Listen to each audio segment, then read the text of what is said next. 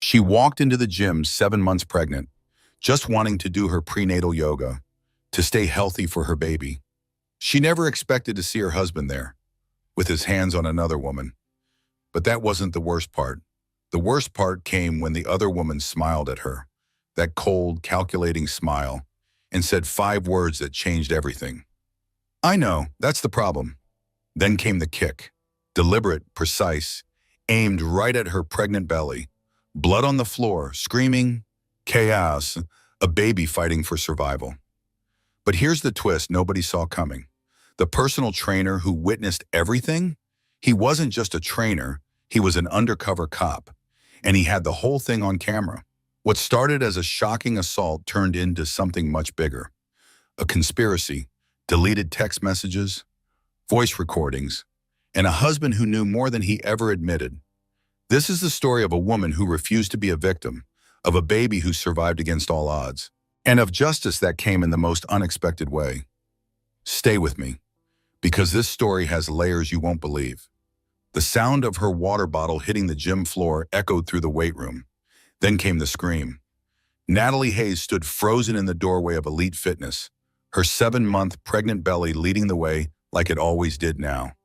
She had come early for her prenatal yoga class, 20 minutes early, because the instructor always saved her the spot near the wall where she could lean back during the breathing exercises. But Derek's car was in the parking lot, his silver BMW that he said was in Philadelphia for a real estate conference. Her hands moved instinctively to cradle her belly.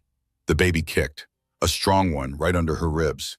The familiar sound of his laugh pulled her forward, not toward the yoga studio, toward the weight area where the serious lifters worked, where Derek used to go before he got too busy for the gym. Before he started working late every Thursday, before he stopped touching her, she rounded the corner and saw them. Derek stood behind a woman with long dark hair pulled into a high ponytail. His hands rested on her hips, adjusting her stance. Close, too close. The woman wore expensive athletic gear. The kind Natalie used to buy before maternity clothes became her entire wardrobe. "Keep your core tight," Derek said. His voice had that tone, the one he used to use with Natalie, intimate, playful. The woman laughed and leaned back into him. "Like this?" Natalie's water bottle slipped from her hand. It hit the rubber floor with a hollow thud that seemed impossibly loud. Derek's head snapped up. His face went white. Actually white, like someone had drained all the blood out of him in 1 second. The woman turned. She was beautiful. 27, maybe 28. Flawless skin, the kind of body that came from living at the gym. She looked at Natalie's pregnant mom and something cruel flickered across her face. "Derek?" Natalie heard her own voice, small and confused. "This is happening. This is really happening." The woman's eyes traveled from Natalie's face to her belly and back up again. Then she smiled, not a friendly smile, a knowing smile. "You must be the wife." The woman took a step forward. "He talks about you." Past tense, mostly. The baby kicked again, harder this time. Natalie's hands pressed against her stomach, protective, instinctive. "Don't!" Natalie's voice shook. "Don't! Come near me. I'm pregnant."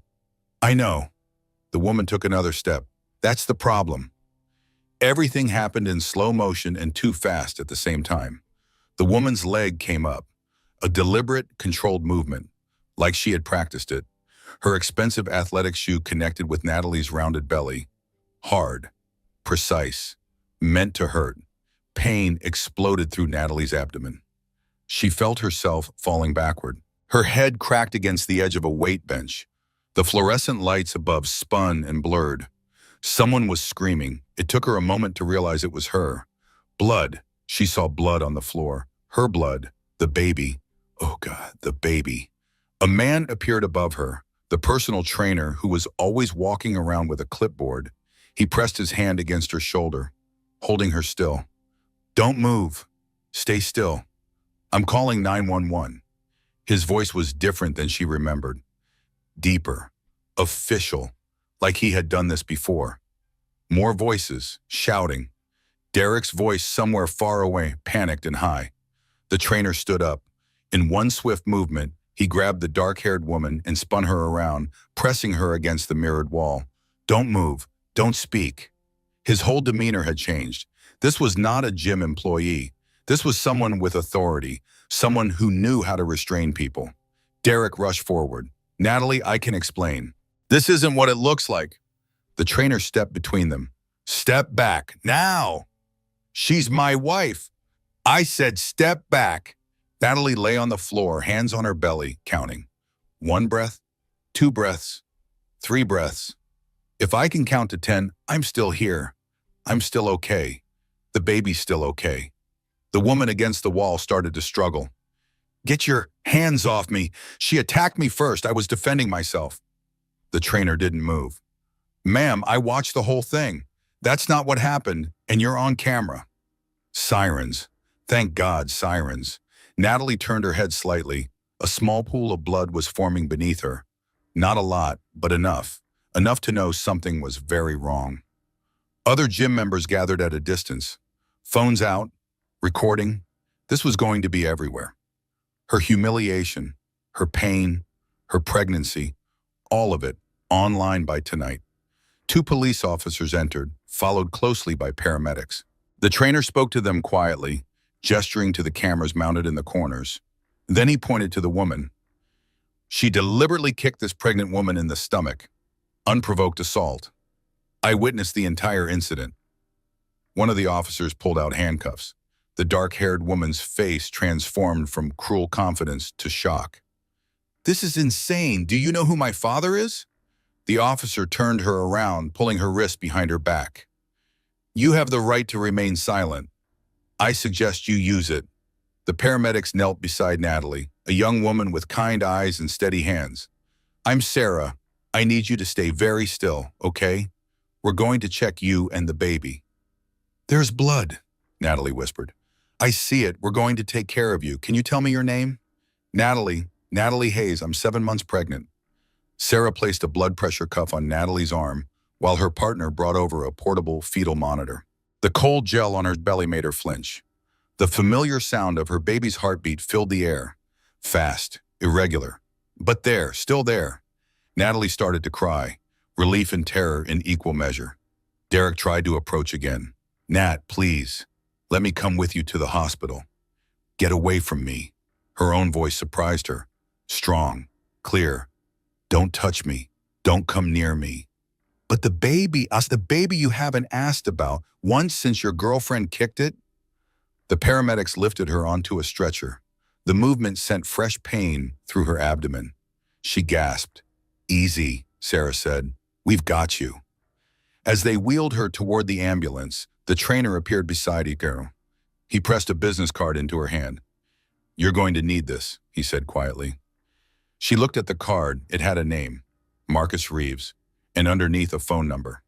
Nothing else. Who are you? Someone who's going to make sure she pays for what she did.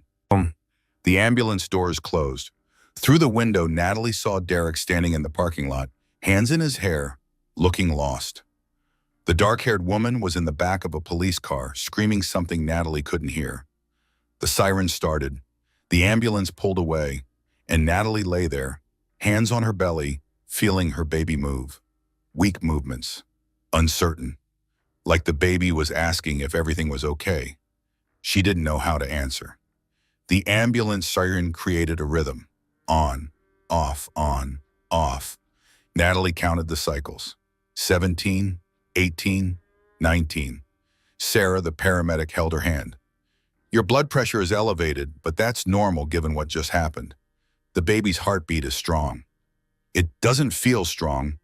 142 beats per minute. That's good for a baby under stress. They're fighting. Fighting. Her baby was fighting. The hospital appeared too quickly and not quickly enough. Emergency room doors, bright lights, too many voices at once. 30-year-old female, 7 months pregnant, blunt force trauma to abdomen. Witnessed assault, deliberate kick to pregnant belly. Possible placental abruption, visible vaginal bleeding. A new doctor appeared, older, calm. She had silver hair pulled back in a neat bun. I'm Dr. Jennifer Warren. I'm going to take care of you and your baby. Can you tell me where the pain is worst? Natalie pointed to her lower abdomen. Here, and my back. It hurts in my back. Dr. Warren's face remained neutral, but something flickered in her eyes. We're going to do an ultrasound right away. I need to see what's happening inside. They wheeled her into a dimmed room. The ultrasound machine hummed to life. More cold gel, the wand pressing against her belly. On the screen, Natalie saw her baby, moving, swimming, still alive. Talk to me about the baby's movement, Dr. Warren said. Less than before, weaker. The doctor made notes on her tablet. She moved the wand, checking different angles. Her expression gave nothing away. Natalie's phone buzzed. Derek. She declined the call. It buzzed again. She powered it off. Good, Dr. Warren said. Focus on you and your baby right now. Everything else can wait. A nurse came in. Doctor, there are 2 police officers here to take a statement. Not yet. My patient needs rest and monitoring. They can wait. Natalie wanted to kiss this woman, someone protecting her, someone putting her first. Am I going to lose my baby? Dr. Warren stopped moving the wand. She looked directly at Natalie. I don't know yet.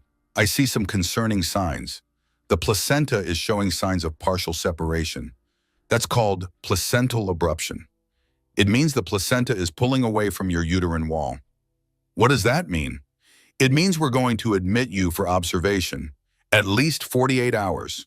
We're going to monitor you and the baby constantly. If things get worse, we may need to deliver early.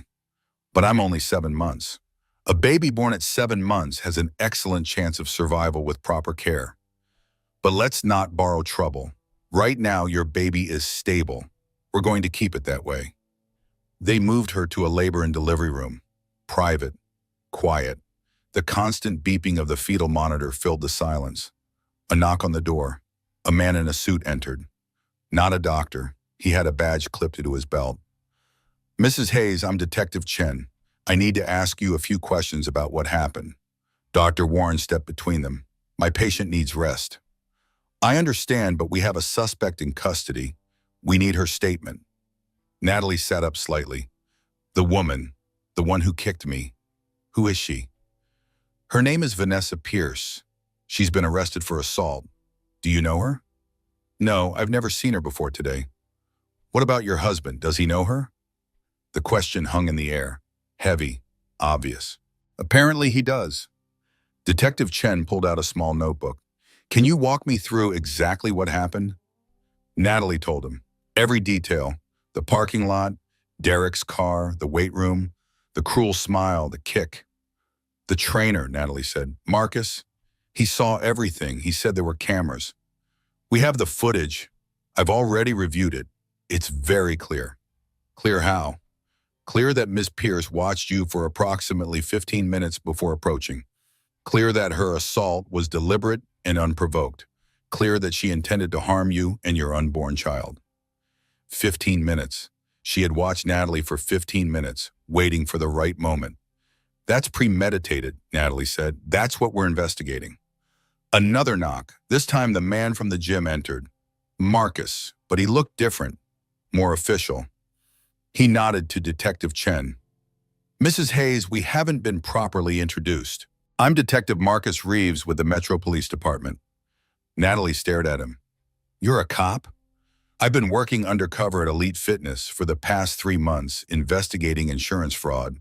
The gym owner has been running a scam with fake injury claims. I was there to document it. So you're not a personal trainer? I am. That's my cover. But I'm also a detective, and I installed additional surveillance equipment throughout the gym 2 weeks ago. He pulled out a tablet, which means I have footage of today from multiple angles, and footage from the past 3 months. He turned the tablet toward her. On the screen, she saw herself entering the gym, saw Derek and Vanessa together, saw the moment Vanessa turned and walked toward her. Marcus played it in slow motion. Vanessa's face as she lifted her leg, the deliberate aim, the force behind the kick. Natalie's hands started shaking. I need to see it again. Are you sure? I need to remember her face, exactly as it was when she chose to do this. He played it again and again. Each time, Natalie memorized another detail, the smile, the calculation, the complete lack of remorse. There's more, Marcus said. He swiped to another video. This is from 2 hours before the assault. On screen, Vanessa sat in her car in the parking lot. She was on her phone, typing, waiting. She arrived 2 hours early, Natalie said. Correct. And based on phone records we've subpoenaed, she and your husband exchanged 17 text messages during that time. Derek, he knew. He knew she was coming to the gym today. He knew Vanessa was there. The baby kicked, hard, angry, like the baby could feel Natalie's rage building. I want to press charges. Already done, Marcus said. She's been charged with assault and battery on a pregnant woman. That's a felony, but based on the evidence, the DA is considering upgrading the charges. To what? Attempted murder of an unborn child. The words settled over the room like snow, cold, final. Dr. Warren stepped forward. Gentlemen, my patient needs rest. No more questions today. They left, the door closed. Natalie was alone with the beeping monitor and her thoughts. She did that thing every woman does when something unbearable happens. She counted. 1 breath, 2 breaths, 3 breaths. If I can count to 10, I'm still here. I'm still okay. The baby's still okay. 10 breaths, then 20, then 30. Her phone buzzed. She had turned it back on without thinking. A text from Derek. Please, let me explain. I love you. She stared at the words, tried to find truth in them, found only lies. Another text came through, a video from an unknown number. Her finger hesitated over the delete button. Then she pressed play. The video showed Derek and Vanessa in a hotel room.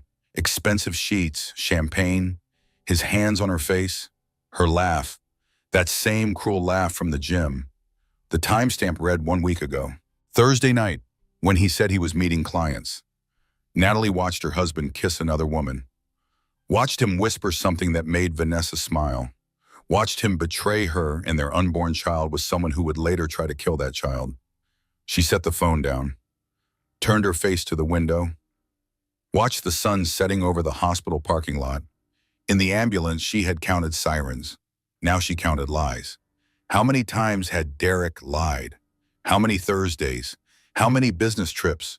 How many times had he come home and climbed into bed beside her, smelling like someone else? The baby moved, slower than before, gentler, like the baby was tired too. We're going to be okay, Natalie whispered. I don't know how, but we're going to be okay. The monitor beeped, the sun set, the lies stacked up like bricks, building a wall between her old life and whatever came next. And somewhere in the city, Vanessa Pierce sat in a jail cell, probably still smiling. At 2 a.m, Natalie's mother arrived. Carol Hayes swept into the hospital room like a force of nature, despite being 58 years old and barely 5 feet tall. Her gray hair was pulled back in the same tight bun she had worn for 30 years of teaching elementary school. She had the look of a woman who had dealt with too many misbehaving children and too much bureaucratic nonsense to be intimidated by anything. She took one look at Natalie in the hospital bed, at the monitors and IVs, and her face crumpled. Baby girl, Natalie started crying. She had held it together for the police, for the doctors, for herself, but mothers have a way of breaking through walls. Carol sat on the edge of the bed and wrapped Natalie in her arms, careful of the belly, careful of the wires and tubes, but fierce in her protection. I should have seen it, Natalie sobbed. I should have known. No, this is not on you. This is on him and that woman. Another voice from the doorway. It's on me too. Beth Donovan stood there, Natalie's best friend since college. She looked like she had been crying. Her scrubs were wrinkled. She worked the night shift in pediatrics 2 floors down. I knew, Beth said. I've known for 2 months. I saw them together at a restaurant downtown. I wanted to tell you, but you were so happy about the baby. You were glowing. And I kept thinking maybe I was wrong.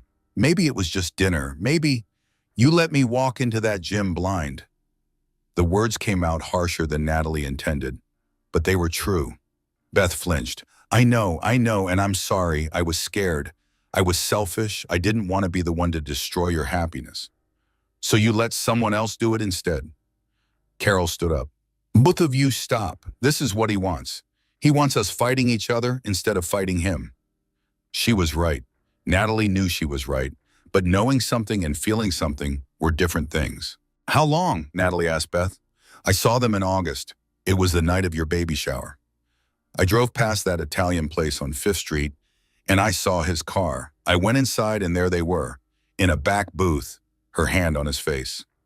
The night of her baby shower. Natalie remembered that night, 30 women celebrating her pregnancy, playing silly games, eating cake, while Derek was with Vanessa, planning a future that didn't include the baby or the wife. He left early that night, Natalie said. Told me he had an emergency with a property deal. I know, I watched him leave with her, watched them get into his car together. The monitor beeped faster, the baby's heart rate rising with Natalie's blood pressure. Dr. Warren appeared in the doorway. Ladies, my patient's vitals are spiking. I need everyone to step outside for a moment. Carol squeezed Natalie's hand. I'm calling Robert Sullivan. He's the best divorce attorney in the state. Mom, I can't think about that right now. You don't have to think. I'll think for you. You focus on keeping that baby safe. They left. Dr. Warren checked the monitors, adjusted the IV. Your baby's heart rate is elevated, so is yours. You need to calm down. How am I supposed to calm down? By remembering that stress affects the baby. I know that's not fair. I know you have every right to be stressed. But right now, your job is to stay as calm as possible. Natalie closed her eyes, focused on breathing, in through the nose, out through the mouth, the way they taught her in the prenatal classes that Derek stopped attending after the third session. Better, Dr. Warren said. I'm going to give you something to help you sleep. Just a mild sedative. Safe for the baby. I don't want to sleep. Every time I close my eyes, I see her face. I see him. I see all of it. I know, but your body needs rest to heal. The baby needs you to rest. The medication went into her IV. Warmth spread through her veins. Her eyes grew heavy. Dr. Warren? Yes? Am I going to lose my baby? The doctor sat down into the chair beside the bed. I'm going to be honest with you. The next 48 hours are critical. The placental abruption could get worse. It could stay the same. In rare cases, it can heal. We're monitoring constantly. If anything changes, we'll act immediately. What are the chances? I don't deal in chances. I deal in facts. The fact is your baby's alive right now. The heart is beating. The movements are decreased but present. That's what we focus on. Natalie's eyes closed. She fought against the medication, but it was stronger than her will. I'm not going to let anything happen to either of you. Dr. Warren's voice came from far away. You have my word. Natalie woke to daylight and voices. Detective Reeves stood at the foot of her bed, talking quietly with another man in a suit. This one was older, with silver hair and an expensive watch. Mrs. Hayes, the older man said, I'm Robert Sullivan. Your mother hired me. I specialize in family law and criminal cases. I can't afford you. Your mother has paid my retainer. We can discuss fees later. Right now, I need to talk to you about your husband and Vanessa Pierce. He pulled out a folder thick with papers. Photographs, text messages, financial records.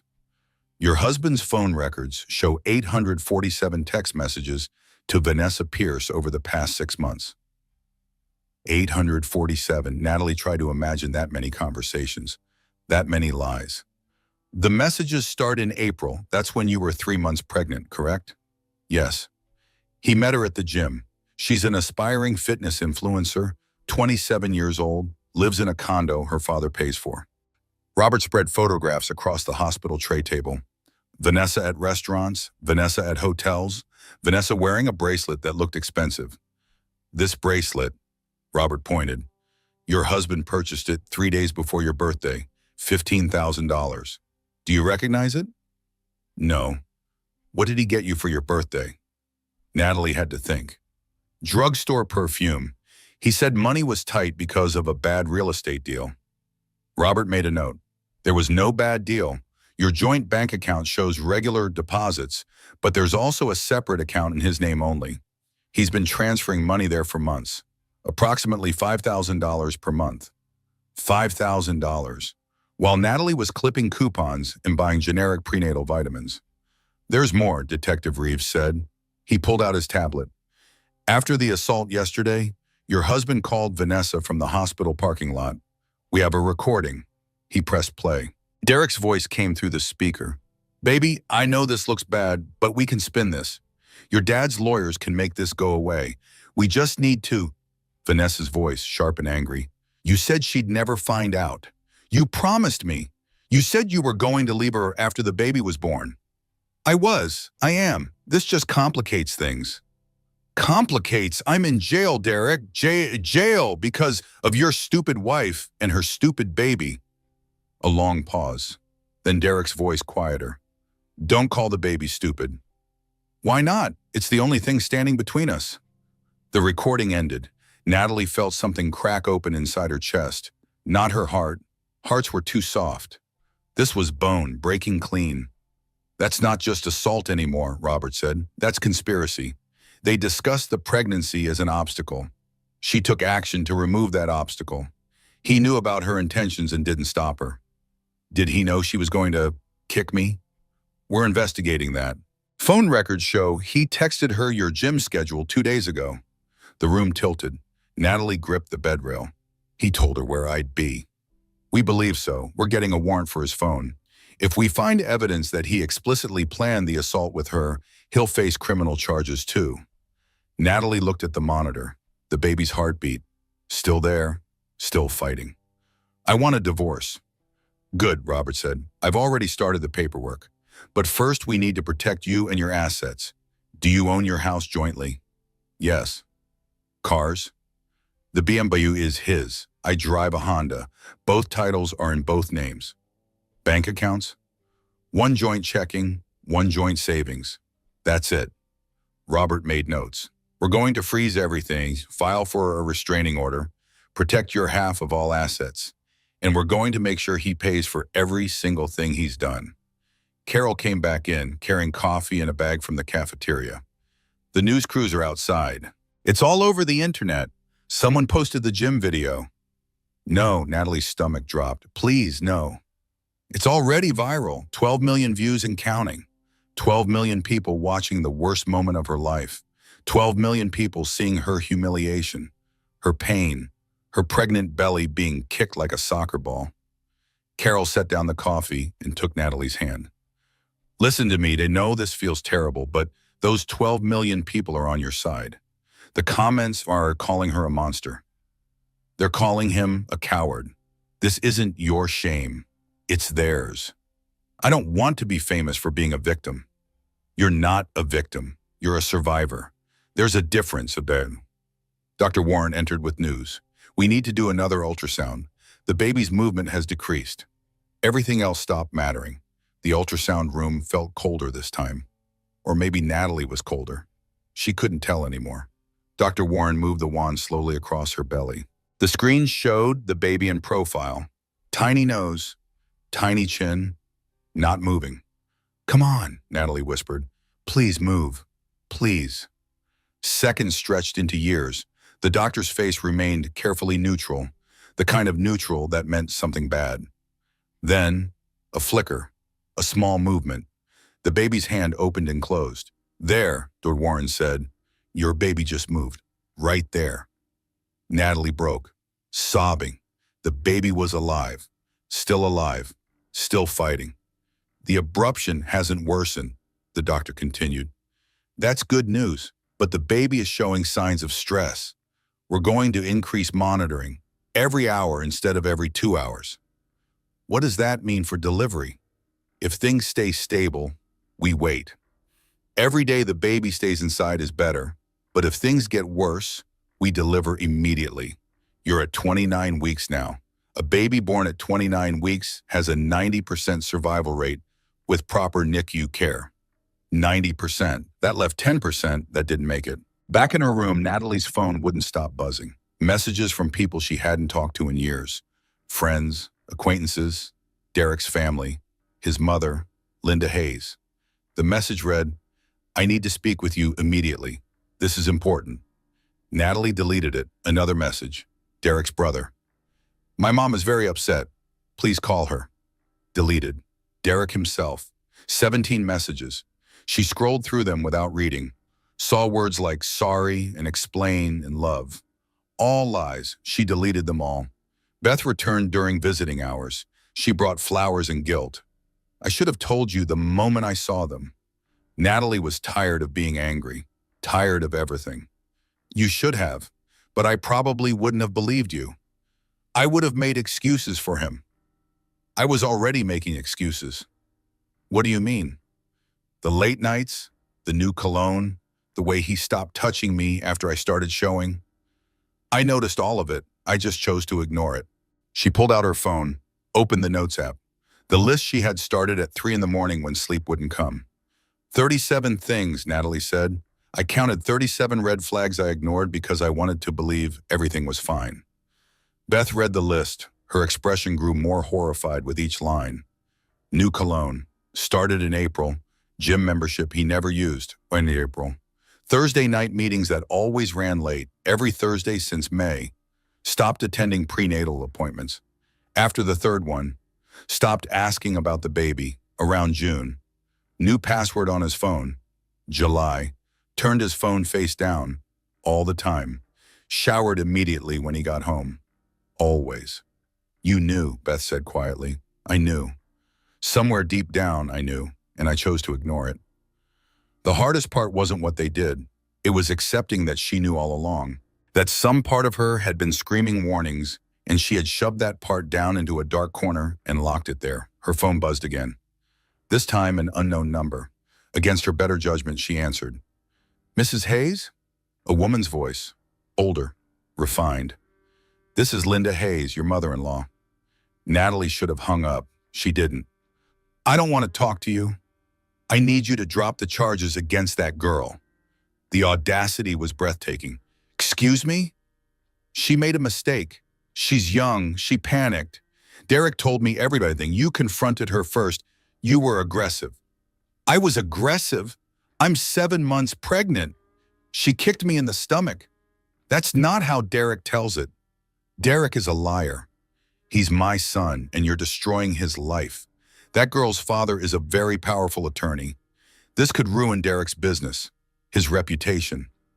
Natalie felt something shift inside her.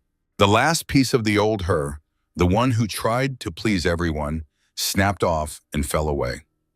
Your son is having an affair with a woman who tried to kill my baby. I don't care about his reputation. You drove him to this. With your constant nagging about the baby, he felt trapped. He felt trapped? I'm the one trapped in a hospital bed wondering if my baby will survive. If you had been a better wife. Natalie hung up. Her hands were shaking, not from fear, from rage. The baby kicked, hard, angry, like the baby could feel Natalie's fury and approved. My baby is fighting. If this baby can fight, so can I. Daughter Warren entered for the hourly check. She took one look at Natalie's face and the blood pressure reading and frowned. What happened? My mother-in-law happened. Is she here? No, she called, told me I should drop charges against the woman who kicked me because I was a bad wife. Dr. Warren's expression hardened. Would you like me to put her on the no-visitor list? Yes, her and anyone else from Derek's family. Done. The doctor made a note in her tablet. Mrs. Hayes, I need you to understand something. Stress like this can harm the baby. I know you can't control what other people do or say, but you can control who has access to you. You are allowed to protect yourself. You are allowed to say no. I've never been good at saying no. Start practicing. Your baby needs you strong. After the doctor left, Natalie sat in the dim room, listening to the monitor beep, counting the baby's heartbeats. 140, 142, 145. She opened her phone, typed 3 words in the browser search bar. How to file for divorce while pregnant. Deleted it, typed it again. Deleted it again. Type, delete, type, delete, type. This time she pressed search. The results loaded, articles about filing while pregnant, advice columns, lawyer websites. All of it suddenly, terrifyingly real. She didn't delete the search this time. Instead, she took a screenshot, saved it to a folder called New Life. Then she texted Robert Sullivan. I'm ready. File the papers. His response came immediately. Already done. He'll be served tomorrow. Tomorrow, Derek would be served with divorce papers tomorrow. The old Natalie would have felt guilty, would have worried about his feelings, would have tried to protect him from consequences. The new Natalie, the one being born in this hospital room alongside her baby, felt nothing but grim satisfaction. A knock on the door. Marcus Reeves entered, carrying his tablet. I have an update. Vanessa Pierce posted bail this morning. $50,000. Her father paid it within an hour of the arraignment. Natalie's heart sank. She's out? She's out, but there's a no-contact order. She's not allowed within 100 yards of you. She's wearing an ankle monitor, and she's been ordered to surrender her passport. What are the actual charges? Right now, assault and battery on a pregnant woman, but the DA is reviewing the evidence for additional charges. The text messages between her and your husband are particularly damning. He showed her his tablet. Screenshots of messages between Derek and Vanessa. From Derek, she's at yoga Tuesday and Thursday mornings, 9:30. From Vanessa, perfect. I'll be there. 2 days before the assault, Derek had given Vanessa Natalie's schedule. Is this enough for conspiracy charges? The DA thinks so, but we need more. We need proof that they explicitly discussed harming you or the baby. Will you find it? I'm going to try. Vanessa's lawyer scrubbed her social media, but nothing is ever really deleted. We have forensic specialists recovering deleted messages and posts. Marcus paused. There's something else. Your husband withdrew $20,000 in cash from your joint savings account yesterday. After the assault, or $20,000, their emergency fund, the money they had saved for the baby's college fund. Can he do that? Legally, yes, it's a joint account. But your lawyer is freezing all remaining accounts as of this morning. He can't touch anything else. Natalie felt numb. How much more could one person take before they just shattered completely? I need to ask you something, Marcus said, and you don't have to answer if you're not ready. But did your husband ever express any negative feelings about the pregnancy? The question hung in the air. Heavy, complicated. He was happy at first, Natalie said slowly. When I told him I was pregnant, he cried, good at tears. But then what? Around the second trimester, he changed, got distant, started working more. He said he was stressed about money, about being a father. I thought it was normal. Everyone says pregnancy is hard on marriages. Did he ever say he didn't want the baby? Natalie thought back, tried to remember exact words, exact moments. Once, I was 5 months along. I was excited because I had just felt the baby kick for the first time. I grabbed his hand, wanted him to feel it too. He pulled away, said he wasn't ready, said everything was moving too fast. What did you say? I laughed it off, told him ready or not, the baby was coming. He didn't laugh. He just stared at my belly like it was something alien. Marcus made notes. Did his behavior change after that? Yes, he stopped touching me completely, moved to the guest room, said I snored because of the pregnancy, but I think he just couldn't stand looking at me. The words came out before she could stop them. The ugly truth she had been hiding even from herself. He didn't want this baby, and now his girlfriend tried to get rid of it for him. We're going to prove that, Marcus said. We're going to prove all of it. After he left, Natalie lay in the dark. The baby moved. Small, gentle movements. Like the baby was tired but still there, still holding on. She pressed her hands to her belly, felt the shape of a tiny foot pushing against her palm. I'm sorry, she whispered. I'm sorry I didn't protect you better. I'm sorry I brought you into this mess. But I promise you, I'm going to fix it. I'm going to make sure you're safe, even if it means burning down everything I thought my life was supposed to bump. The baby pushed back. One strong kick, like a response, like the baby understood. Natalie closed her eyes. Tomorrow, Derek would be served. Tomorrow, the legal battle would begin. But tonight, in this quiet room, it was just her and the baby. 2 fighters, 2 survivors. Tomorrow could wait. Morning came with news crews in the parking lot and a process server in the hospital lobby. Derek was served with divorce papers outside his office building at 9:15. Natalie knew because Robert Sullivan sent her a photo. Derek standing on the sidewalk, staring at the papers like he couldn't understand what they said. How do you feel? Carol asked. She had spent the night in the reclining chair beside Natalie's bed. I don't know. Empty, maybe, or full. I can't tell the difference anymore. Her phone buzzed. A video message from an unknown number. She almost deleted it. Then she saw the thumbnail, a hotel hallway. She pressed play. The video showed Derek and Vanessa entering a hotel room, laughing, his hand on her lower back. The timestamp read 1 week ago, last Thursday, when he said he had a late client meeting. The video continued, room service arriving, champagne. Then the camera angle changed. Someone had recorded through the window from an adjacent building.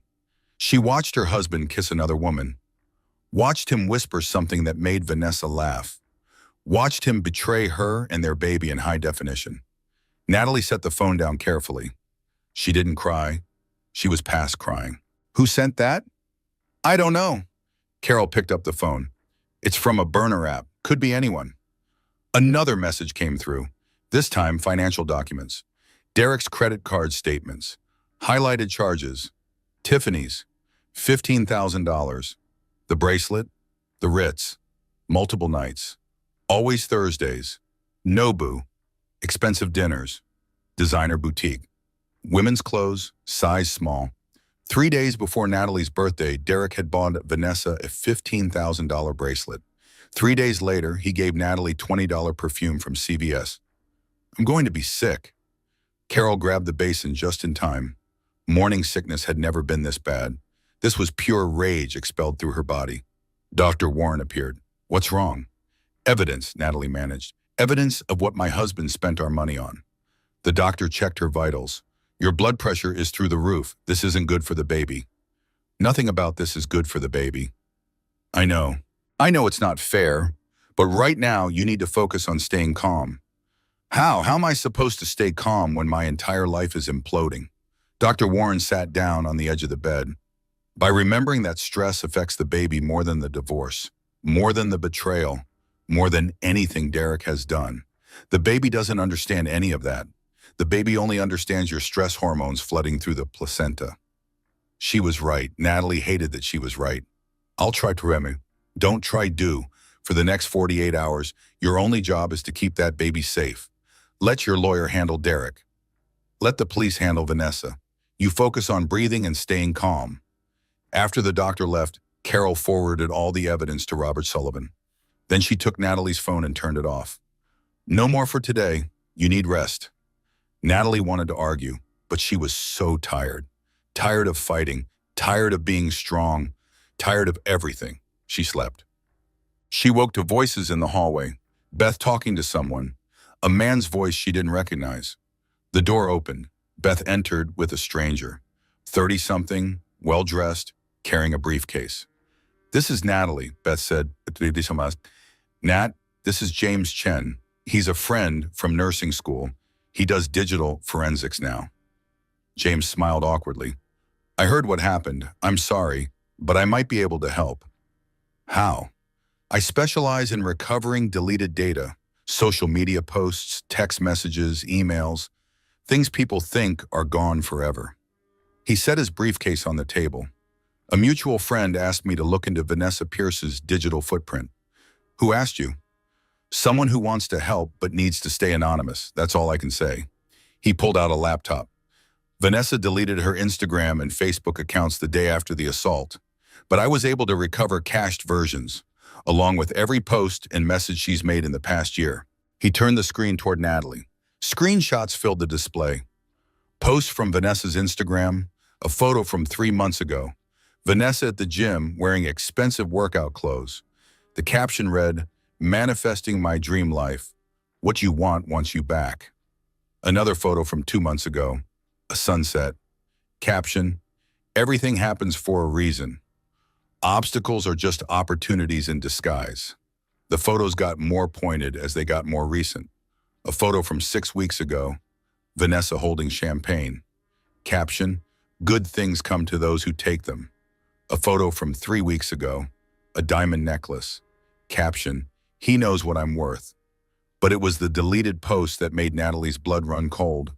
A post from 2 weeks before the assault, deleted within hours of posting. Recovered from cache. Pregnant wives are temporary problems. Time to handle my business. Another deleted post. 1 week before the assault. Some people don't know when they've lost. Time to help her understand. James scrolled to text messages. Recovered from Vanessa's phone backup. Messages between Vanessa and her best friend, a woman named Stephanie. Stephanie, is he really going to leave him? Vanessa. He says he will after the baby is born, but that's months away. I'm not waiting. Stephanie. What are you going to do, Aru? Vanessa. Fix the problem. She goes to yoga at that gym every Tuesday and Thursday. I'm going to make her regret ever marrying him. Stephanie. V, that sounds crazy. You can't just... Vanessa. Watch me. The timestamp. 2 weeks before the assault. She planned it, Natalie said. She planned the whole thing. Yes, James said, and she told multiple people about it. We have 4 different text conversations where she explicitly states she's going to handle the wife problem. He pulled up another file, a voice recording. This is from her best friend, Grace. She recorded a conversation they had at a coffee shop. He pressed play. Vanessa's voice came through the speakers, clear, confident, cruel. He's never going to leave her while she's pregnant. She's got him trapped with that baby. So I need to fix that. Make her miscarry. Then he'll be free. Grace's voice uncertain. V, you can't be serious. I'm completely serious. I know exactly when she'll be at the gym. I've been watching her for weeks. Derek gave me her entire schedule. If you do this, you'll go to jail. Only if I get caught. And who's going to believe her over me? Everyone will think she's just a jealous, crazy, pregnant woman. The recording ended. Natalie sat in silence, processing, the premeditation, the calculation, the complete lack of remorse. This is attempted murder, she finally said. Yes, James agreed, and conspiracy. Your husband provided her with your schedule. He knew what she was planning. How do we prove he knew? James pulled up more messages. Text exchanges between Derek and Vanessa. From Vanessa, I'm done waiting. I'm going to make this happen. From Derek, what are you going to do? Vanessa, better if you don't know. Just trust me. By next week, your problem will be solved. Derek, don't do anything stupid. Vanessa, it's not stupid. It's necessary. You'll thank me later. Derek, when are you going to talk to her? Vanessa, Thursday at the gym, 9:30. She'll be there for yoga. Derek, maybe you should wait. Think about this. Vanessa, I've thought about nothing else for months. This ends Thursday. The messages were from 3 days before the assault. Derek knew. Maybe he didn't know the exact details. Maybe he convinced himself Vanessa was just going to talk to Natalie. But he knew something was going to happen. And he did nothing to stop it. She did what she always did when overwhelmed. Made lists. She pulled out her phone, opened her notes app, and started typing. Evidence of premeditation. 1. Deleted social media posts about handling the problem. 2. Text messages to friends about making me miscarry. Voice recording stating intent to cause miscarriage. For Derek providing my schedule. Derek's text showing he knew something was planned. Vanessa arriving 2 hours early at Gym 7. Video showing her watching me before approaching 8. Deliberate kick caught on camera. She stared at the list. 8 pieces of evidence, each one stronger than the last. This isn't just assault anymore, Carol said. This is conspiracy to commit murder. James nodded. I've already sent everything to Detective Reeves. He's forwarding it to the DA. They're filing new charges this afternoon. Say. 2 hours later, Marcus Reeves arrived with news. Vanessa Pierce has been rearrested. The charges have been upgraded to attempted murder of an unborn child and conspiracy to commit murder. No bail this time. She's being held pending trial. What about Derek? He's being questioned now. Based on the text messages, he's facing conspiracy charges too. The DA is deciding whether to charge him as an accessory or a co-conspirator. Natalie felt nothing. No satisfaction, no relief, just emptiness. When is the trial? Preliminary hearing is in 2 weeks. Actual trial probably won't start for 3 to 4 months. These cases take time. 3 to 4 months. Her baby would be born by then, would be outside of her, safe and real, by the time justice was served. Will I have to testify? Yes, but we can arrange for video testimony if you're recovering from birth or if the baby needs special care. The baby kicked, strong and deliberate, like a reminder that the baby was still there, still fighting. Marcus hesitated. There's one more thing. Vanessa gave a statement to her lawyer. She's claiming self-defense. says you attacked her first and she was just protecting herself. That's a lie. I know, we have video proving it's a lie, but her lawyer is going to put you on trial too. They're going to say you were the aggressor, that you were jealous and unstable. Let them, Natalie said. Let them try. I have the truth. I have evidence. I have witnesses. What do they have? A very expensive lawyer and a narrative that some people will want to believe. Carol stood up. Then we make sure everyone knows the real story. We fight back. We don't hide. Natalie looked at her mother, at Beth, at Marcus, at James. All these people fighting for her, believing in her. She had ignored 37 red flags. She had let Derek lie to her for months. She had walked into that gym completely unprepared for what was waiting. But she wasn't that person anymore. That person had died on the gym floor. This new version, the one growing alongside her baby, was stronger, angrier, done with being nice. File the charges, Natalie said, against both of them. I want them to pay for everything they've done. Marcus smiled. Already done. The next morning, Derek's lawyer called. Natalie didn't take the call. Robert Sullivan did, with Natalie listening on speakerphone. My client is willing to offer a very generous settlement in exchange for dropping the criminal charges and moving forward with an amicable divorce. Robert's laugh was cold. Your client doesn't get to negotiate. He's facing criminal conspiracy charges. And my client isn't interested in his money. She's interested in justice. Mr. Sullivan, let's be reasonable. Derek made some mistakes, but he never intended for anyone to get hurt. He provided his pregnant wife's schedule to his mistress, who then used that information to assault her. That's not a mistake. That's conspiracy. The text messages are ambiguous at best. There's no proof Derek knew what Vanessa was planning. Then let a jury decide. A pause. Then the lawyer's voice harder now. You're making a mistake. My client has resources. He can drag this out for years, tie up all assets, make sure your client gets nothing.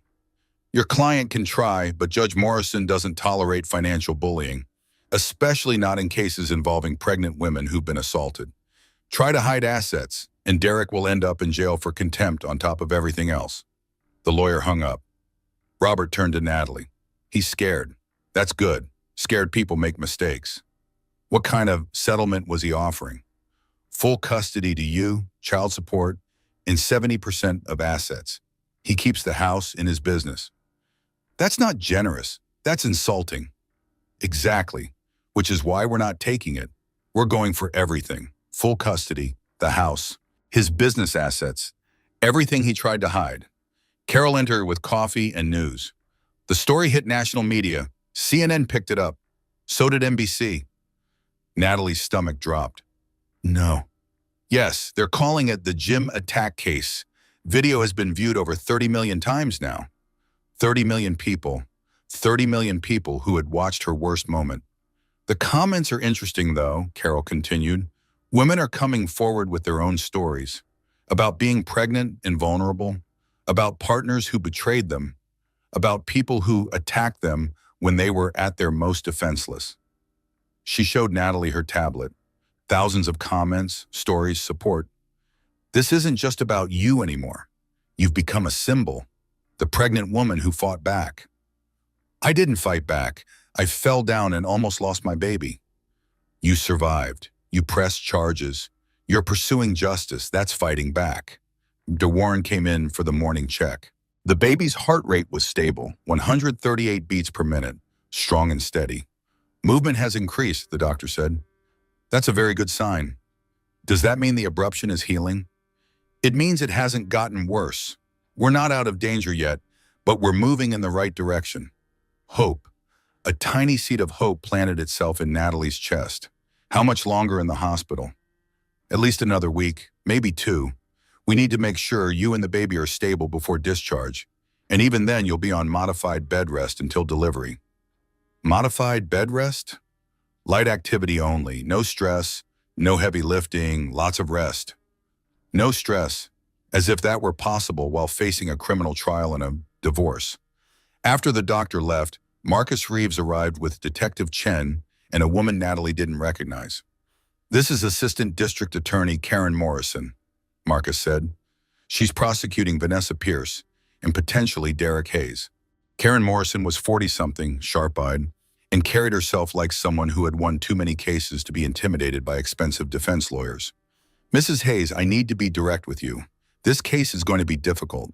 Vanessa's father has hired one of the best criminal defense attorneys in the state. They're going to attack your character, your marriage, your mental state. Let them. They're going to say you were the aggressor, that you have a history of jealousy and instability. I don't. I know, but they'll create one. They'll find people from your past, twist words, take things out of context. By the time they're done, they'll paint you as an unstable woman who attacked a younger, prettier woman out of jealousy. Natalie felt the old fear creeping in, the desire to make herself smaller, to apologize, to back down. Then the baby kicked, hard, defiant. My baby is fighting. If this baby can fight, so can I. I don't care what they say about me. I care about justice. That woman tried to kill my baby. My husband helped her. I'm not backing down. Karen smiled. Good, because I need you strong for this. The trial is going to be brutal, but we have the evidence. We have the video. We have the text messages. We have witnesses. We're going to win. When does it start?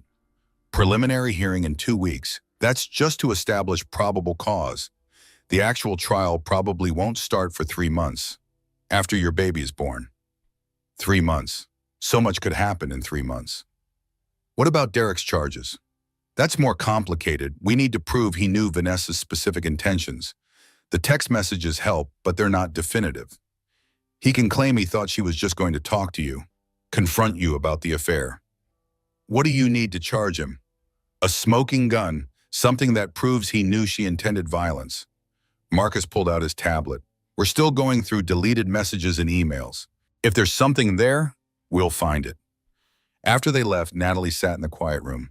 The baby moved, regular movements now, like the baby was settling back into a rhythm. She opened her notes app again, added to her list of ignored red flags. Number 38, he stopped saying we and started saying I. As in, I'm going to the gym instead of we should work out together. As in, I'm going out of town instead of we have a trip. He removed me from his life one pronoun at a time. Beth arrived during evening visiting hours. She brought real food from outside. Thai takeout, Natalie's favorite. You look better, Beth said. I feel better. The baby's moving more, that helps. I'm sorry for not telling you earlier, for being a coward. You weren't a coward. You were trying to protect me. I get it now. Still, I should have trusted you to handle the truth. They ate in silence for a while. Then Beth spoke again. I saw Derek today. At the coffee shop near the hospital. Natalie's fork stopped halfway to her mouth. What did he say? Nothing. I didn't talk to him. But he looked terrible, like he hasn't slept in days. He was on the phone with someone, arguing about money. His lawyer probably cost a fortune. Good. He deserves to lose everything. The vindictiveness in Beth's voice matched the feeling in Natalie's heart. She should feel bad about that, about wanting revenge, about wanting him to suffer. She didn't. The hearing is in 2 weeks, Natalie said. I'm going to testify. Are you sure? You'll still be recovering. I'm sure. I want to look her in the eye. I want her to see me, see my belly, see what she tried to destroy. You're stronger than I am. No, I'm just angrier. After Beth left, Natalie lay in the dark. The baby hiccuped, tiny rhythmic movements that made her smile despite everything. She pulled out her phone, opened it to a blank note, started typing. Letter to my baby. You don't know this yet, but you're already teaching me how to fight. Every kick reminds me that survival is an active choice. Every movement proves that we're both still here, still trying, still refusing to give up. Your father doesn't deserve to know you. The woman who tried to hurt you will pay for what she did. And I will spend the rest of my life making sure you grow up knowing that you are wanted, loved, protected. We're going to make it through this, together. She saved the note, titled it Hope, because that's what she'd decided to name her daughter. Hope, a name that meant exactly what it said, a name that promised a future worth fighting for. Outside, the sun set over the hospital parking lot. Somewhere in the city, Vanessa sat in jail. Derek sat in his empty house. And Natalie lay in her hospital bed, hands on her belly, counting down the days until justice. Day 5 in the hospital. Natalie woke at 2 in the morning to contractions. Not the gentle Braxton Hicks she had been having for weeks. Real contractions. Sharp. Purposeful. Too early. She pressed the call button. Dr. Warren arrived within minutes. The on-call team followed. Monitors, examinations. Urgent voices trying to sound calm. The contractions are regular, every 7 minutes. We're going to give you medication to stop them. What if it doesn't work? Then we prepare for delivery. 29 weeks and 4 days. The baby was supposed to have 11 more weeks. 11 weeks to grow lungs and brain and strength. The medication went into her IV. Cool, clinical. Her last hope in a bag of clear liquid. Carol appeared in the doorway, pulled from sleep by the nurse's call. What's happening? Contractions. They're trying to stop them. Her mother took her hand, squeezed. You're going to be okay. Both of you. The contractions continued, 5 minutes apart, 4 minutes, 3. Warren's face showed the first crack in her professional composure. Get the OR ready. If this doesn't slow down in the next 30 minutes, we're delivering. 30 minutes. Natalie had 30 minutes to keep her baby inside, to give the baby 30 more minutes of safety. She closed her eyes, focused on breathing, in through the nose, out through the mouth, just like prenatal class, just like they taught her before everything fell apart. The baby moved, weak movements, like the baby was tired too. Stay in there, Natalie whispered, just a little longer, please. 15 minutes passed, the contractions slowed, 6 minutes apart, 7, 8. Dr. Warren exhaled. It's working. 25 minutes. The contractions stopped. We're not out of danger, the doctor said, but we've bought some time. Time, that's all any of them had. Small increments of borrowed time. The sun rose. Natalie hadn't slept. Carol sat in the chair beside the bed, holding her hand. Neither of them spoke. Words felt too heavy. At 9 in the morning, Robert Sullivan arrived. Derek was arrested this morning. Natalie's eyes opened. What? They found more text messages, deleted messages between him and Vanessa from the day of the assault. He pulled out his tablet. These were recovered from the cloud backup of his phone. The messages appeared on screen. From Derek, sent at 8:15 a.m. the day of the assault. She's leaving for the gym in 15 minutes. Good luck. From Vanessa, sent at 8:53 and I'm in position. She just walked in. From Derek, sent at 9:02 a.m. Remember, make it look like self-defense. From Vanessa, trust me, I know what I'm doing. Natalie read them twice. 3 times, the words didn't change. He knew, she said. He knew exactly what she was going to do. Yes, he's been charged with conspiracy to commit assault and attempted murder. He's in custody now. Bail hearing is this afternoon. Will he get out? The DA is arguing no bail. He's a flight risk with significant financial resources, but Judge Morrison will decide. Carol stood up. I'm going to that hearing. I want to look him in the eye. Mom, you don't have to. Yes, I do. He tried to have my grandchild killed. I'm going to make sure he sees my face when they deny him bail. After they left, Natalie was alone with her thoughts and the beeping monitor. She had loved Derek once, truly loved him. She remembered their wedding day, the way he cried when she walked down the aisle, the promises they made to each other, for better or worse, in sickness and health. When did worse become attempted murder? When did I love you become make it look like self-defense? She couldn't pinpoint the exact moment their marriage died. Maybe it had been dying for years, slowly, quietly, while she made excuses and ignored red flags and told herself everything was fine. The door opened. A woman she didn't recognize entered. 50-something, well-dressed, carrying flowers. Can I help you? I'm Linda Hayes, Derek's mother. Natalie should have called security, should have told her to leave. Instead, she just stared. I know you don't want to see me, Linda continued, but I need to say this. Derek is a good man. He made mistakes, but this girl, Vanessa, she manipulated him. She seduced him. He's the victim here. The words were so absurd that Natalie almost laughed. He's the victim? I'm in the hospital. My baby almost died, but he's the victim? He never meant for any of this to happen. He loves you. He loves the baby. He texted his mistress my schedule so she could attack me. That's love? Linda's face hardened. You're twisting things, taking messages out of context. Derek would never hurt you intentionally. Get out. If you would just talk to him, get out. Linda didn't move. You're destroying his life. He could go to prison. For what? For loving someone? Something inside Natalie broke, not her heart. Hearts break softly. This was bone-snapping, loud, final. He told his mistress to make it look like self-defense. That means he knew she was going to attack me. He knew, and he helped her plan it. He chose her over his own child, over me, over everything we built together. So yes, I'm destroying his life because he tried to destroy mine. You're hysterical. You're not thinking clearly. I'm thinking more clearly than I have in months. Get out of my room before I call security.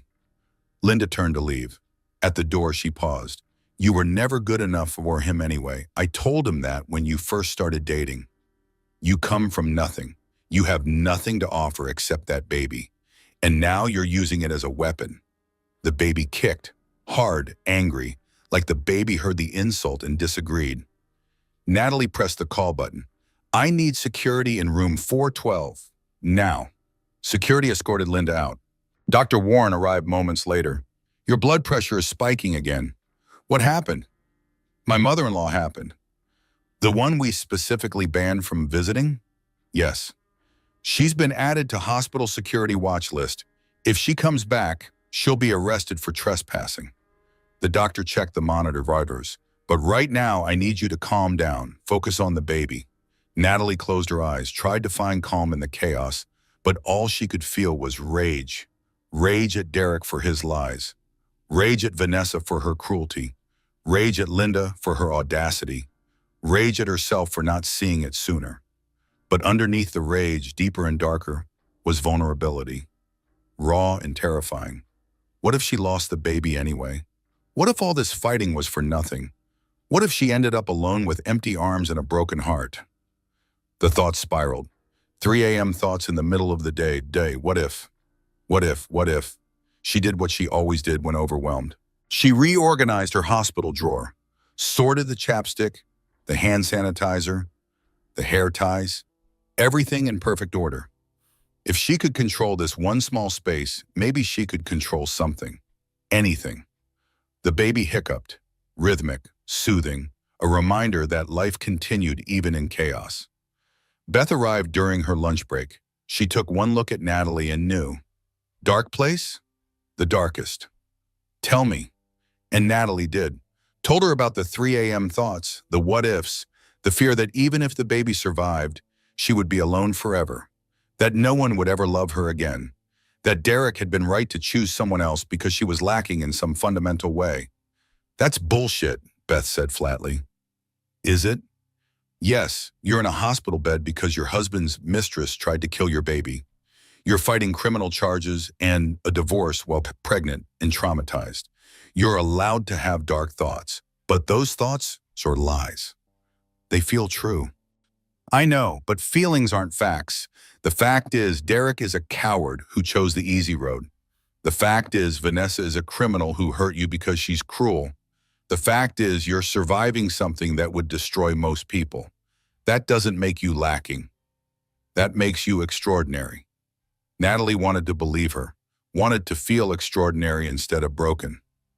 I'm so tired, Beth. I'm tired of being strong. I'm tired of fighting. I'm tired of pretending I'm okay when I'm barely holding on. Then stop pretending. Be not okay. Be tired. Be broken, but don't give up. They sat in silence. Beth held Natalie's hand. The monitor beeped. The baby moved. Life continued.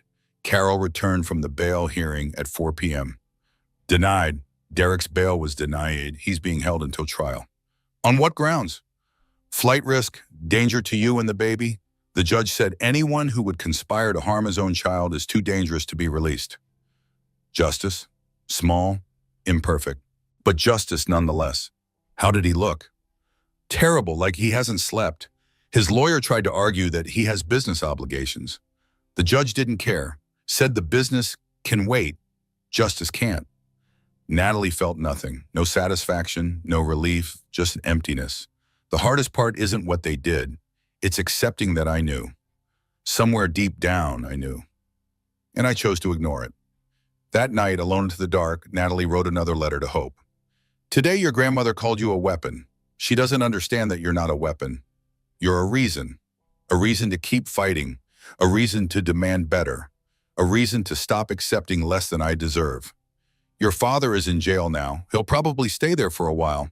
I don't know how to explain that to you when you're old enough to ask. How do I tell you that the man who helped create you also tried to destroy you? But I'll figure it out, because that's what mothers do. We figure it out. We protect. We survive. Starting over feels impossible, but staying feels worse. She saved the letter, turned off the light, lay in the darkness listening to her baby's heartbeat on the monitor. 140 beats per minute. Strong, steady, fighting. If the baby could fight, so could she. 2 weeks later, Natalie sat in a wheelchair outside the courtroom. The preliminary hearing, just to establish probable cause. Robert Sullivan had tried to convince her to testify via video. She refused. I need to look at her. I need her to see me. The baby was 31 weeks now. Every day had been a victory. Every kick a celebration. Dr. Warren had reluctantly cleared her for this one trip with conditions. 2 hours maximum. If you feel any contractions, any pain, anything at all, you leave immediately. Understood? Understood. Carol pushed the wheelchair. Beth walked beside them. Robert Sullivan led the way. The courthouse was packed. Media everywhere.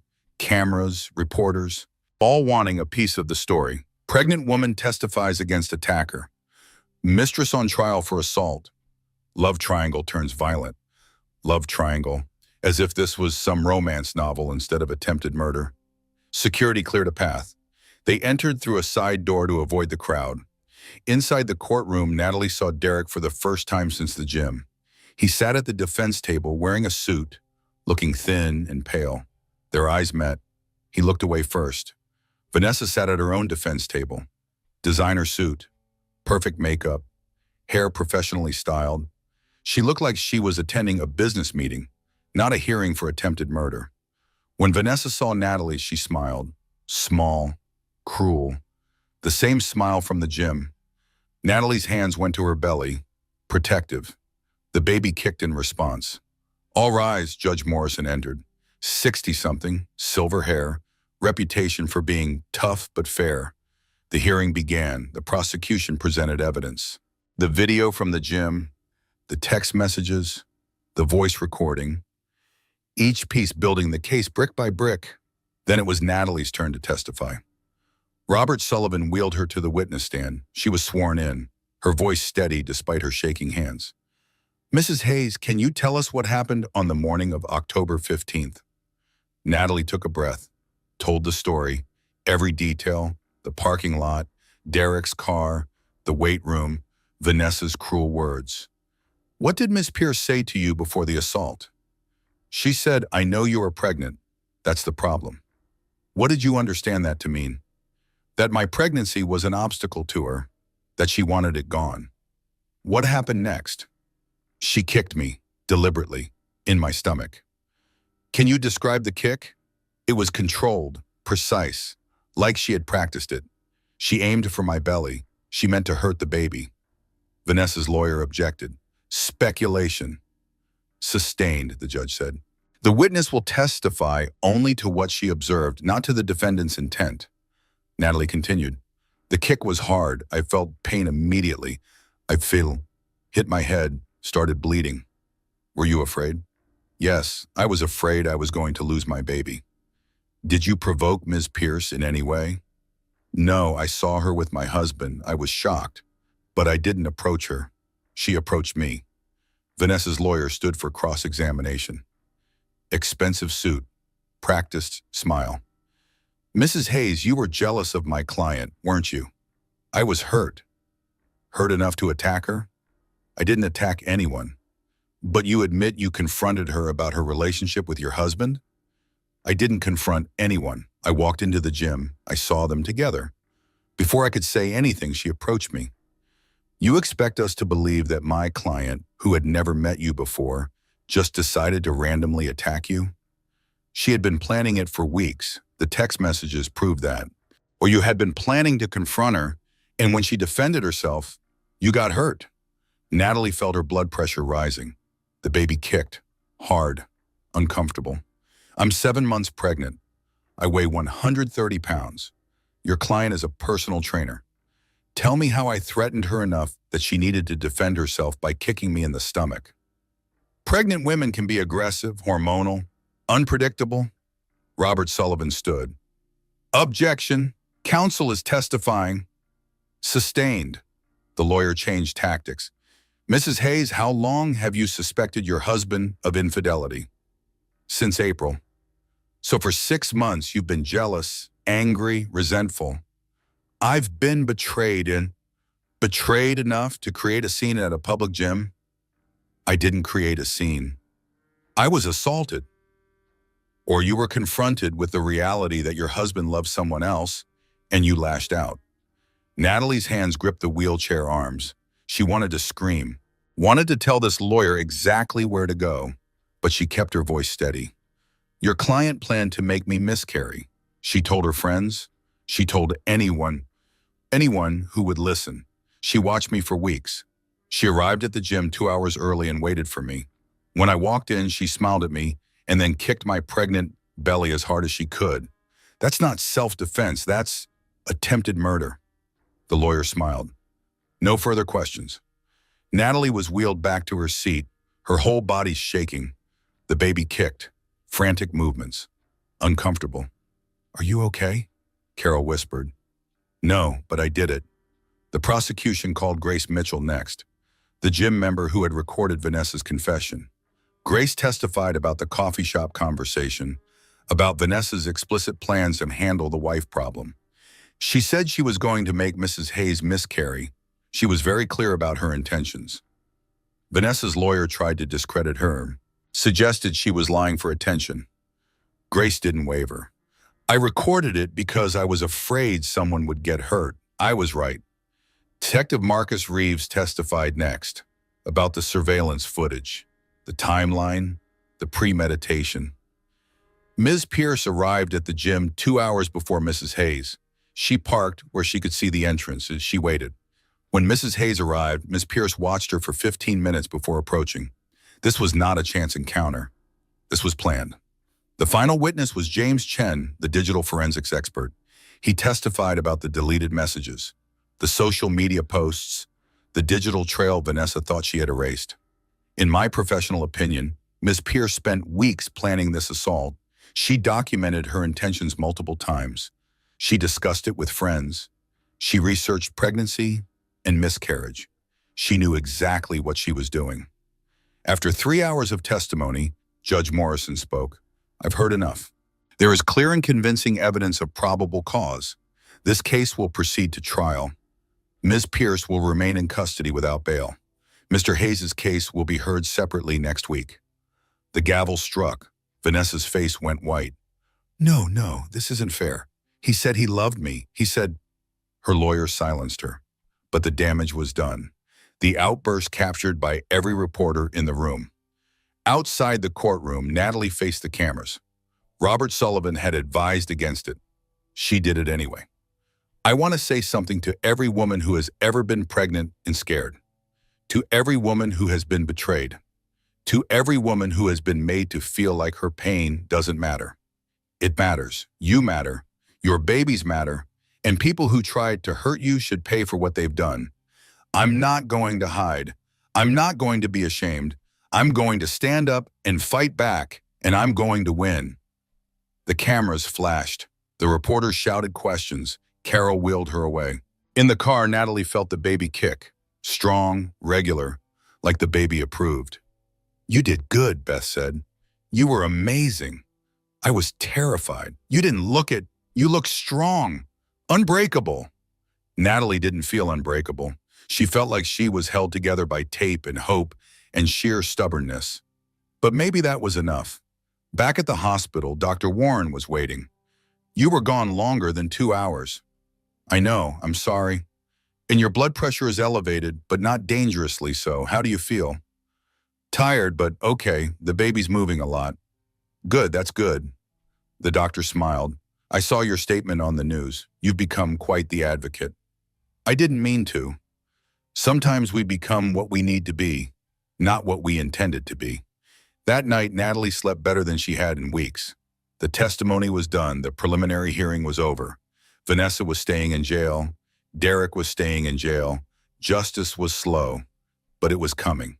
And in the meantime, Natalie had a baby to prepare for, a new life to build, a future that didn't include the man who betrayed her or the woman who tried to destroy her. She opened her notes app, added one more line to her list of evidence. Number 9, my own testimony, my own voice, my own truth. Then she opened a new note, started a different kind of list. Things I need for hope: crib diapers, clothes, love, safety, a mother who refuses to give up.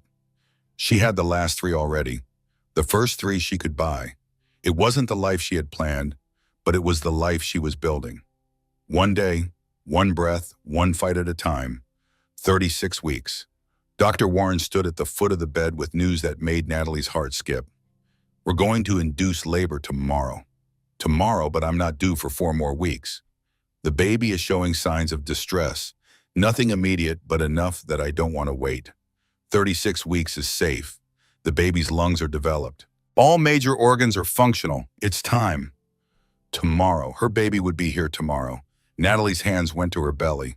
The baby kicked back. Strong, defiant, ready or not. What time? 6 a.m. We'll start the induction process. Could take 12 hours. Could take 24. Every labor is different. After the doctor left, Natalie sat in the quiet room, processing. Tomorrow she would meet her daughter. Tomorrow, hope would be real. Outside, separate. Her own person. Carol arrived with dinner from Natalie's favorite restaurant. Real food, last meal before the hospital's clear liquid diet. How are you feeling? Terrified, excited, both. That's normal. I felt the same way before you were born. Did you know Dad would leave? The question surprised them both. Carol set down her fork. No, I thought we would make it work. But after you were born, he changed, got distant, started working more. 6 months later, he was gone. I always thought I'd do it differently. Have the perfect marriage, the perfect family. There's no such thing as perfect. There's just doing your best with what you've got.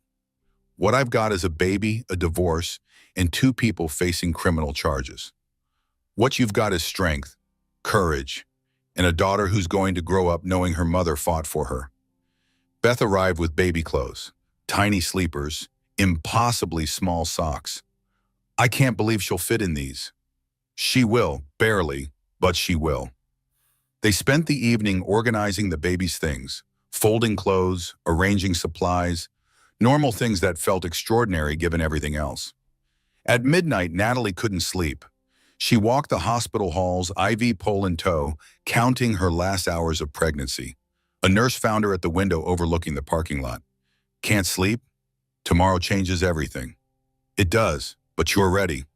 How do you know? Because you're here, walking, preparing. You didn't give up when most people would have. That's how I know you're ready. Back in her room, Natalie wrote her final letter to Hope before the birth. Tomorrow I meet you. Tomorrow you become real in a way that's both terrifying and beautiful. I don't know what kind of mother I'll be. I don't know if I'll do everything right, but I know I'll love you with everything I have. Your father is in jail. Your grandmother tried to blame me for his choices. The woman who tried to hurt you is facing trial. But none of that matters tomorrow.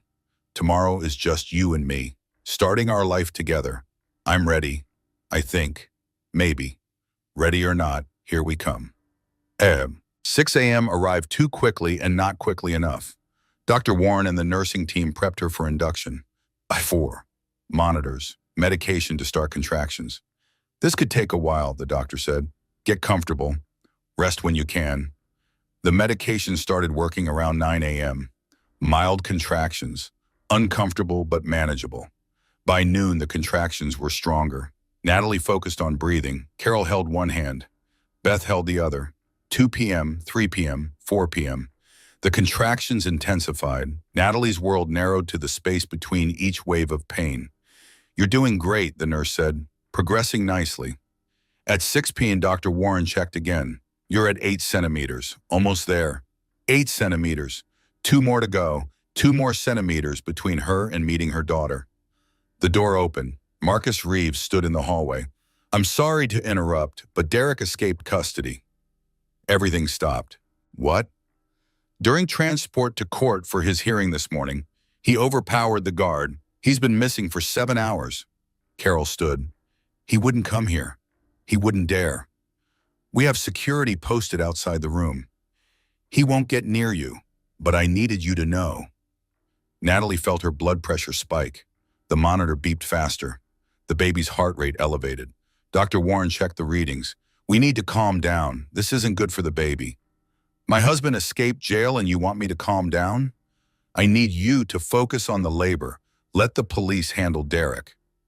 Another contraction. This one harder. Longer. Natalie gripped the bed rail and breathed through it. 7 p.m., 8 p.m. The contractions came faster. Harder. Relentless. "You're at 10 centimeters, Dr. Warren said. It's time to push." Time. After weeks of waiting, after months of betrayal, after a lifetime of pain, it was time. "On the next contraction, I want you to push as hard as you can." The contraction came. Natalie pushed. The pain was unlike anything she had imagined. Splitting, burning, impossible. Again, one more big push. She pushed. The room spun, voices blurred, everything narrowed to this single moment. This single purpose. "I can see the head. One more push and we'll have the baby." One more. Natalie gathered everything she had left. All the rage, all the fear, all the love. She channeled it into one final push. And then a cry, small, furious, perfect. "It's a girl." Dr. Warren lifted the baby, tiny, pink, screaming with healthy lungs. "Hope," Natalie whispered. "Her name is Hope." They placed the baby on Natalie's chest, warm, wet, real. Hope looked up with unfocused eyes. Her tiny hand wrapped around Natalie's finger. "You survived. We both survived." Carol cried. Beth cried. The nurses cried. Even Dr. Warren's eyes were wet. Hope weighed 5 pounds, 9 ounces, 17 inches long. Perfect APGAR scores. Healthy despite everything. "She's beautiful," Carol said. "Absolutely perfect." Natalie counted fingers, counted toes, counted the miracle of her daughter breathing and crying and existing despite everyone who had tried to prevent it. A commotion in the hallway, shouting, security. Marcus burst in. "He's here. Derek is in the hospital. We're searching now." Dr. Warren moved the baby to the warming table. "Lock this room. No one in or out except security and medical staff." The door locked. Natalie held Hope, her newborn daughter, less than an hour old. And somewhere in the hospital, Derek was looking for them and, "He's not going to get near her," Natalie said. "I won't let him." 10 minutes of chaos, then Marcus returned. "We have him. He was in the parking garage, trying to figure out which floor you're on. He's back in custody." Double guard this time. Relief flooded through Natalie. Hope started to fuss. That newborn cry that meant nothing and everything. "She's hungry," the nurse said. "Want to try nursing?" Natalie held her daughter to her breast. Hope latched immediately. Strong, determined, a fighter from the start. "You're a natural," Beth said. "Or she is." They moved Natalie to a recovery room. Private, quiet, security posted outside. Carol and Beth left to let Natalie and Hope rest, alone with her daughter for the first time. Hope slept in her arms, making small sounds, tiny movements, existing in the world. Natalie took a selfie, just her and Hope. No wedding ring, no husband, no trauma in the frame. Just a mother and daughter, starting over, together. She sent it to her lawyer with a caption. "The woman they tried to destroy, the baby they tried to kill, still here, still fighting." Robert Sullivan responded immediately. "She's beautiful. You're both warriors." That night, Natalie didn't sleep. She watched Hope breathe, counted each breath like a blessing. Her daughter was here, real, safe. Derek was back in custody. Vanessa was awaiting trial. Justice was coming. But right now, in this moment, none of that mattered. Right now was just Natalie and Hope, mother and daughter. Survivors. Hope stirred, opened her eyes, looked at Natalie with that unfocused, newborn stare. "Hi, baby girl. I'm your mom. I know the world is scary. I know there are people who wanted to hurt you, but I promise I will spend every day of my life making sure you're safe, making sure you're loved, making sure you know that you were wanted, you were fought for, you were worth everything." Hope yawned, tiny, perfect, then settled back into sleep. Natalie closed her eyes, held her daughter close, and for the first time in months, she felt something other than fear or rage. She felt hope. 6 weeks later, Natalie sat in the courtroom with Hope sleeping in her arms. The trial had lasted 3 weeks. Today was verdict day. The jury had been deliberating for 4 hours. Each minute felt like a year. Hope stirred, made small sounds. Natalie adjusted her position. The baby settled. "You don't have to be here," Robert Sullivan said. "We can call you when the verdict comes in." "I need to be here. I need to see her face when they read it." Vanessa sat at the defense table, still perfectly dressed, still perfectly composed. But something had changed. Her confidence had cracked. Natalie could see it in the way she gripped the table, in the way her eyes darted to the jury box. The trial had been brutal. 3 weeks of testimony, of evidence, of Vanessa's lawyer trying to paint Natalie as an unstable, jealous wife. But the evidence was too strong. The video, the text messages, the voice recordings, the witnesses. Grace Mitchell had testified about Vanessa's plans. James Chen had presented the deleted messages. Marcus Reeves had shown the surveillance footage from multiple angles. And Natalie had testified again, with Hope in her mother's arms in the gallery, every word true, every detail precise. The prosecution's closing argument had been devastating. This woman planned to end a pregnancy, not with words, not with persuasion, with violence. She researched miscarriage. She discussed her plans with friends. She stalked the victim. She waited for the perfect moment, and then she kicked a pregnant woman's stomach as hard as she could. That's not self-defense. That's attempted murder. Vanessa's lawyer had tried, argued diminished capacity, argued heat of passion, argued that Vanessa was manipulated by Derek. The jury hadn't bought it. Now they were deciding her fate. The bailiff entered. The jury has reached a verdict. Natalie's heart pounded. Hope slept on, oblivious. The jury filed in. Natalie tried to read their faces. Impossible. "Has the jury reached a verdict?" The foreman stood. "We have, Your Honor." "On the charge of attempted murder of an unborn child, how do you find the defendant?" "Guilty," Vanessa gasped. Her father, sitting in the front row, dropped his head into his hands. "On the charge of assault and battery on a pregnant woman, how do you find?" "Guilty." "On the charge of conspiracy to commit murder, how do you find?"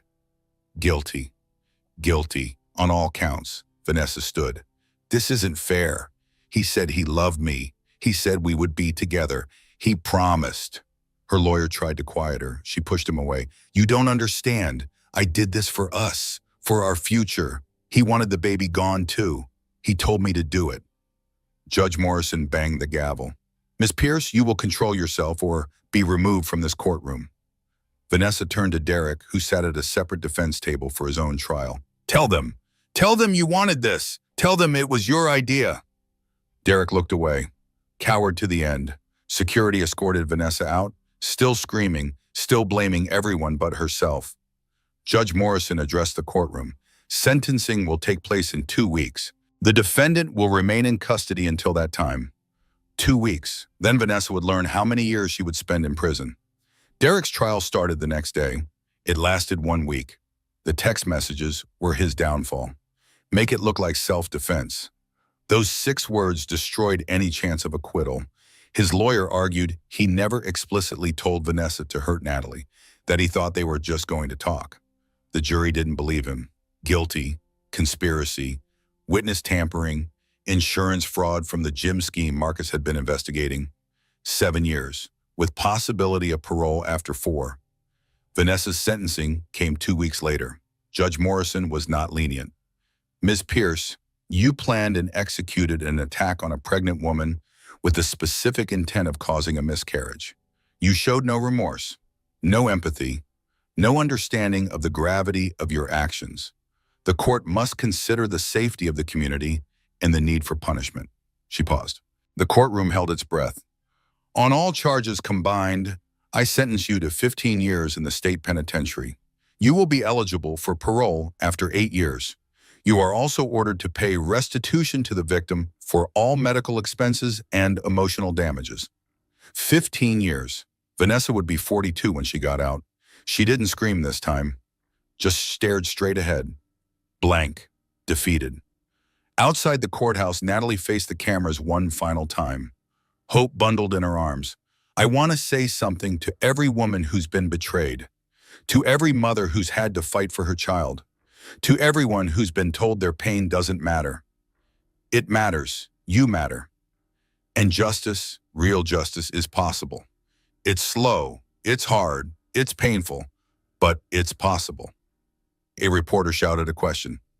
What's next for you? I'm starting a support center for women leaving abusive relationships, for pregnant women who need protection, for anyone who needs help getting out. I'm using the settlement money from my divorce, turning pain into purpose. What will you tell your daughter about her father? Natalie looked down at Hope, 6 weeks old, growing stronger every day. I'll tell her the truth, that her father made terrible choices, that he chose poorly, but that she was wanted by me, loved by me, protected by me, and that sometimes losing people who hurt us is actually gaining freedom. 1 year later, the Hope Center opened in downtown Portland. 3 stories, 20 beds, 24/7 hotline, legal services, childcare, everything a woman needed to leave and start over. Natalie stood at the ribbon-cutting ceremony with Hope on her hip, 1 year old, walking, talking, thriving. This center exists because I survived, because my daughter survived, because we refused to let other people's cruelty define our future. Carol stood beside her, Beth on the other side. Marcus Reeves was there too. They had become friends, real friends, built on trauma but sustained by mutual respect. Grace Mitchell was there. She had become an advocate too, speaking at high schools about recognizing abuse. The center opened. The first residents moved in that night. Women with children, women pregnant and scared, women running from men who promised to love them and then hurt them. Natalie met each one, told them her story, showed them hope. You're going to make it. I know it doesn't feel like it now, but you're gonna make it. To him. 18 months after the assault, Natalie sat in the park with Hope. The baby was running now, chasing birds, laughing at everything. A man approached, 30-something, kind face. He smiled. Is this seat taken? Natalie's first instinct was fear. Then she looked at him, really looked. Saw nothing but genuine friendliness. It's free. He sat. They talked. About nothing, about everything, about the weather and the birds and the beautiful day. Hope ran over, dropped a dandelion in Natalie's lap, then went back to playing. She's beautiful, the man said. Thank you. I'm David, by the way. Natalie. They talked for an hour. He was a teacher, divorced, no kids, but wanted them someday. He made her laugh, actually laugh, not forced or polite, real laughter. When Hope got tired, Natalie stood to leave. Could I give you my number? David asked. Maybe we could get coffee sometime? Natalie's first thought was no. She wasn't ready. She might never be ready. Then she looked at Hope, growing, changing, moving forward. Sure, coffee sounds nice. She took his number, put it in her phone, didn't delete it. Maybe she'd call, maybe she wouldn't. But the possibility existed. The future existed. Not the future she had planned, but a future nonetheless. Walking home, Hope in the stroller, Natalie passed the gym where it all happened. It had closed. The insurance fraud investigation had shut it down. She didn't feel sad, didn't feel angry, just felt distant, like it happened to someone else in another lifetime. She used to think the worst thing that could happen was losing the life she'd built. Turned out the worst thing was staying in a life that was killing her slowly. The gym floor wasn't where she fell. It was where she landed. And from the ground, the only direction left was up. At home, she put Hope down for a nap, opened her laptop, checked the Hope Center statistics. 53 women had come through in 18 months. 47 had successfully left their abusers. 32 had found jobs. 21 had their own apartments. Numbers, statistics. But each one was a life, a person, a survivor. Her phone buzzed. A text from Beth. "How are you?" "Good, really good." "New development?" "Maybe. Met someone at the park, got his number." Details immediately. Natalie smiled, typed back the story. Hope woke from her nap, crying, hungry, normal baby things. Natalie heated a bottle, held her daughter, counted blessings instead of red flags. 1, she survived. 2, Hope survived. 3, justice was served. 4, she built something meaningful from pain. 5, the future was open. Derek would get out of prison someday. So would Vanessa. But Natalie didn't think about that, didn't plan for it, didn't fear it. She had learned that forgiveness wasn't for them. It was for her. She could forgive Derek for being weak, forgive Vanessa for being cruel, and still never let either of them near her daughter. Forgiveness and boundaries weren't opposites. They were partners. That night, Hope asleep in her crib, Natalie wrote one final letter. "Dear Hope, you're 18 months old now. You won't remember any of this. The gym, the hospital, the trial, the pain. That's good. You get to start fresh, without the weight of what happened before you were born. But someday when you're older, I'll tell you the story. Not to scare you, not to make you afraid, but to show you that we're both fighters, that we survived something terrible and came out stronger. Your father made choices that hurt us. The woman he loved made choices that almost killed us. But we're still here, still thriving, still building a life worth living. I don't know what your future holds. I don't know if I'll meet someone new, if you'll have siblings, if we'll always be just the two of us. But I know we'll be okay, because we've already survived the worst. Everything else is just details. I love you, more than I knew it was possible to love another person. You saved me as much as I saved you. We saved each other. Love, Mom." She saved the letter, added it to the collection she was building. Stories for Hope. Truth for later. Outside, the sun set over Portland. Inside, Hope slept peacefully, unaware of the battles fought for her, unaware of the justice served in her name. Natalie sat in the quiet house, listening to her daughter breathe, counting blessings, planning futures. The gym floor had been rock bottom. The hospital had been survival. The courtroom had been justice. This, right here, right now, this was victory. Not the victory she had imagined, not the life she had planned, but a life nonetheless, a good life, a life worth fighting for. Hope stirred in her sleep, made small sounds, settled back into dreams, and Natalie smiled, because the future, uncertain as it was, held possibility, held hope, and that was enough. So that's Natalie's story, from the gym floor to the courtroom, from victim to survivor to warrior. I want you to think about something. How many red flags have you ignored in your own life? How many times have you made excuses for someone who didn't deserve them? Natalie counted 37 red flags before everything fell apart. But she's not alone. So many of you have similar stories. I see them in the comments every single day. If this story resonated with you, if it made you feel something, do me a favor.